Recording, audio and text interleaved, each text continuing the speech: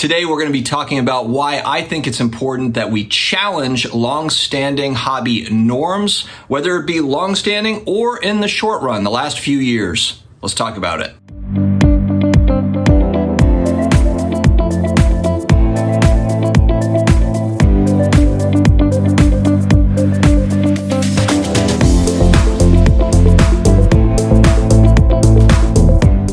Hello to all my sports card collectors, investors, all of my collectibles friends. It is another day. It is another sports card collectibles video. Thank you for joining me here today again. If you're new here, please hit that big red button down below, the subscribe button. We come out with just about daily content, all about sports cards, collectibles type topics. I operate this channel a lot like a discussion forum. I like to learn from you all and just kind of have open dialogue. So thank you very much again. Also connect with me on IG at SportsCardDad and also the Twitter, the SportsCardDad. All right, my last video was all about kind of the 1986 Fleer Jordan rookie card compared to the 84 star Michael Jordan rookie card. It's been a hot topic of debate with PSA stating recently that they are going to again now start grading these cards. And this particular debate about the Jordan rookie card is not a new one. Actually, a good comment came from someone that said, hey, look, this is something that has been very common that you've seen this sort of kind of debate between Jordan collectors on discussion forums like the PSA forum or on Blowout forum, etc., Blowout Cards forum.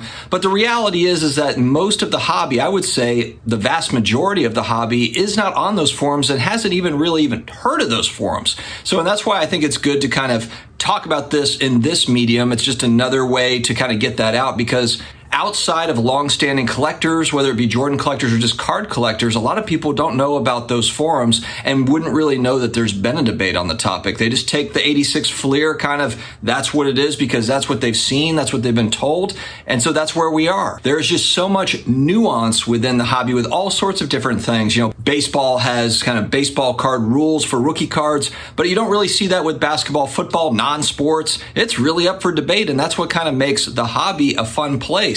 But with sports cards, non-sports cards becoming more and more a bigger deal, we now have a monstrous company, Fanatics, that is getting into the fold. We have eBay that's really kind of upping their game, along with a lot of hobby companies. Frankly, a lot of these card companies, whether it be manufacturers, grading companies, selling platforms, everybody is really upping it. You know, you can see a lot of reinvestment into these platforms, but what's important about that is there's going to be a lot of different things moving forward. Fanatics is going to run the show differently than probably companies previous to them, and I'm sure that they're wide open to ideas. If Michael Rubin and the gang plan to grow at 10x, as they've said, 100x is the goal. Obviously, you run a business, a million x, whatever. And so it's exciting as we have new hobby participants. We have more voices, hopefully more YouTube channels, and hopefully more IG accounts and more Twitter accounts, etc. That's all good stuff. One statement that I hear on tons of different YouTube channels, podcasts from longtime hobbyists and people that have been around the last few years is the hobby has always gone through cycles. There's always been ups and downs. Talking about how we've had price decreases over the last 12 months or so. And that statement drives me nuts because it kind of gives the impression that there's always been these sorts of spikes that we've seen over the last couple of years. And really, that is not even close to being true. I mean, for the most part, if you look at some of the historical data that is available on card prices, and I'm not even just talking about kind of the more common stuff or lower end, mid end, I'm talking about high end stuff that is now 5 figures, 6 figures, 7 figures. That stuff was fairly stagnant for a long period of time. Now, yes, of course, when you get to kind of the 0.001% of these, yeah, you probably saw some price movement because you only have, a handful of different people. It only takes 2 people to really kind of bid something up, a lot of private sales.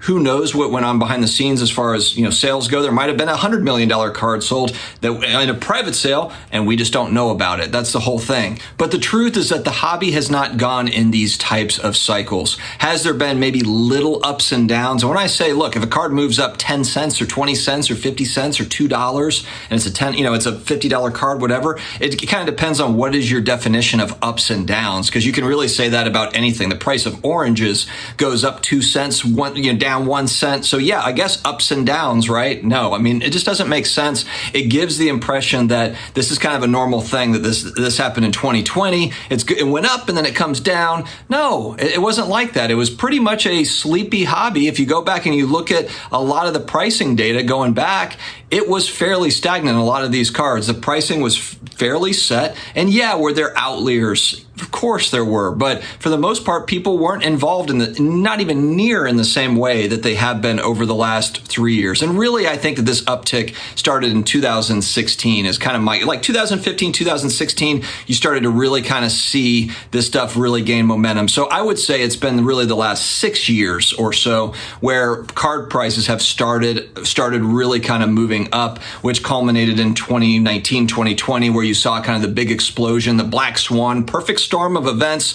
Influencers meet free money, meets, all sorts of whatever. And then it did what it did. And now, of course, we're coming back off of that high. But that's not reality. That's not how it typically works. And it kind of plays again into, we have to have kind of more of a long-term thought process when it comes to this stuff. There's just so much short-term thinking, which actually brings me into my next hobby norm that I think is going to be good to talk about. And that is the assumption that seasonal buys, or kind of the trends of the last 2 years as far as the flip game goes, that they will stay consistent moving forward. Maybe they will, maybe they won't. Player performance really, to me, is widely overrated. Yes, you do see little spikes here and there depending on what happens. But in 2020, you saw literally like Luka scored 40 points, the card moves up, kind of a day trading, kind of sports betting mixed together with cards.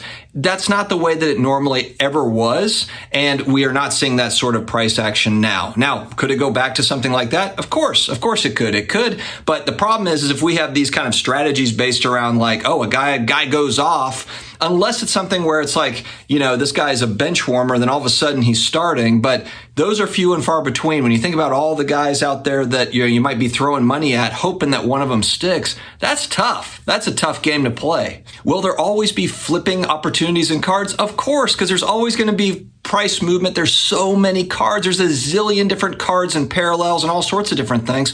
And there's going to be demand for certain players for any reason. There's going to be, little bumps of demand here and there. But just that seasonal assumption that stuff's going to hit a certain point, okay, we're going to sell our football in August because September comes and everyone's getting excited about, the football season. I don't necessarily think that we can assume that it's going to work like that. And really what you've seen too is you've seen a lot of the kind of the short-term flippers, a lot of people that are still in the market that were flipping. What are they doing now? They're starting to buy more stuff for the long term. They're starting to be more picky, and they're starting to look at, okay, what's something that I'm just good having? What's kind of more of like a PC, a long-term hold type item that I could get into. Also, don't forget that narrative drives a lot of this stuff. Narrative, the story that a group of people can put together around a certain sport, a certain player, a certain whatever. It's all about narrative and the excitement around that, and even just particular sets. When you look at kind of the popular sets in the hobby, when folks that have been buying into that stuff are asked like, well, how did it get that way? Why do you collect this certain set or whatever?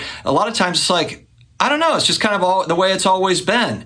Well, why? Why is it like that? Someone came up with it. Somebody came up with a narrative, with a story behind this particular collectible, and now it's the thing in the hobby. But that doesn't mean that it's always going to be. Just because a certain set of collectors out of the zillions of different people that are involved, just because a certain set likes certain things, doesn't mean that that's going to hold over time. Which takes me to the next subject, grading companies.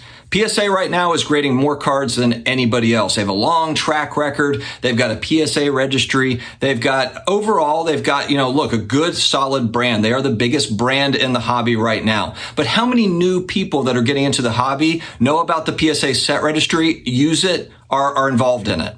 It's a lot of vintage collectors that have been involved with the set registry that like to get into that. They've been in it for a long time. They're getting cards graded for that particular purpose. It makes sense. But it's my belief that we really have 4 solid companies that grade cards. If you're just going by the actual grading, the technicians that are behind putting a grade and authenticating, is PSA that much better than the other 3? Or is it just only about resale value right now? PSA's got the best resale value, so I go with PSA.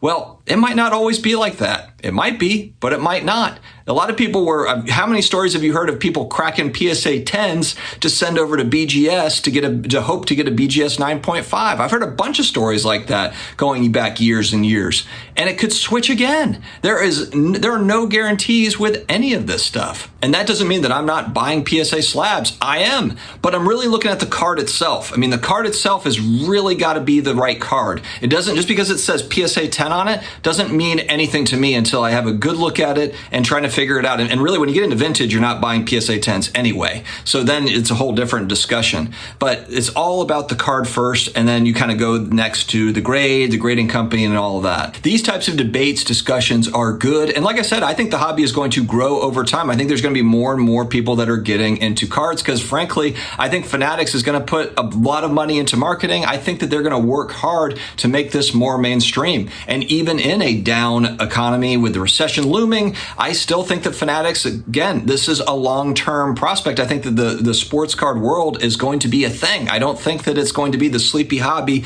that it always kind of was. I think that it's on a new trajectory. So over the long haul, I think that there's a lot of great things, but it's just we have got kind of set things that are in place. Some of them don't make sense. A lot of times there's exceptions to the rule, the hobby norms, if you will, and I'm just not crazy about it. And I think it's okay to challenge those things, whether it be through YouTube or Instagram or Twitter or whatever the case may be. Just because everyone is walking one way doesn't mean that we all have to go that way too. We can look off into other spots if it doesn't, especially when it doesn't make any sense. All right, so let me know which hobby norms kind of drive you nuts. What parts of sports cards in this whole thing don't make sense to you that are considered norms? Well, that's normal. Like, we're just supposed to accept it the way that it is. Let me know your thoughts in the comments, guys. I appreciate you being here again. Stay healthy, stay awesome, and I will talk to you again later.